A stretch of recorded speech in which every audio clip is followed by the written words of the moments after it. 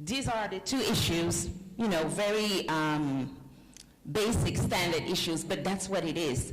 You have to solve a real world problem. Like, don't create a problem. You have to try to solve a real world problem. That's it. You know, like, don't be over innovative about that. Like, don't put too much blockchain, AI, big data. No, just solve a real world problem. Or try to fulfill the desire of the mass market here. What is it that they want and that they're not getting, that you can solve?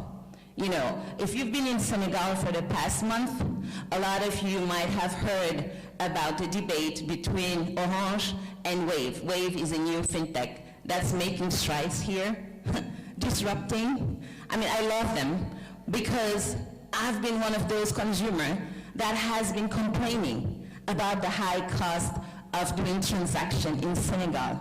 So having this company, this fintech coming in and offering an alternative and solving a real problem, and solving a real problem for everyone, for the mass market, for everyone, I think that's why they are so successful right now. And they're expanding. They're going to Côte d'Ivoire. They're going all over the region, because what applies here applies in Côte d'Ivoire, applies in Mali, in Burkina, in Togo, Benin. So again, these are just key pointers that I've put out just to talk about what drives success.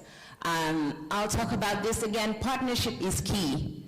And I think that for any startup in this region, you have to understand that.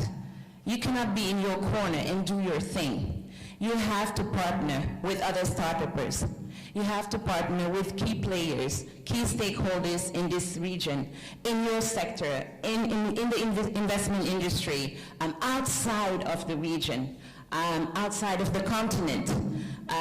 You have to really do your homework all the time. I mean, there is no excuse. I know it's hard. We have a lot to do. But as a startup, if you want to be successful in this region, you cannot just look at your next door competitor. Your competitor, somebody said it yesterday, is probably in California right now, in Palo Alto, not here. So you have to know that partnership is key for you to build that success that you want. The second pointer that I'll talk about is client behavior.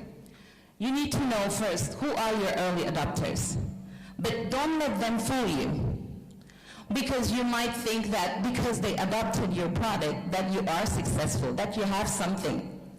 Because some people are early adopters.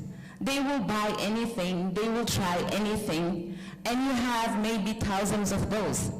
And you might think because thousands of consumers have adopted your product or your service, you have something, but not necessarily. So after that 1 year, 2 years, that's when you'll see the second wave of consumer. Those are your real clients. Those are the ones that have let the first wave come in, and then they'll try it, they'll give you feedback, you reiterate whatever you had. That's how you know now that you have something. So you need to know and make a difference between those different types of client that you have. Then you have, after that, the loyal clients. They'll be there with you forever and ever, as long as you're existing. That's your core business.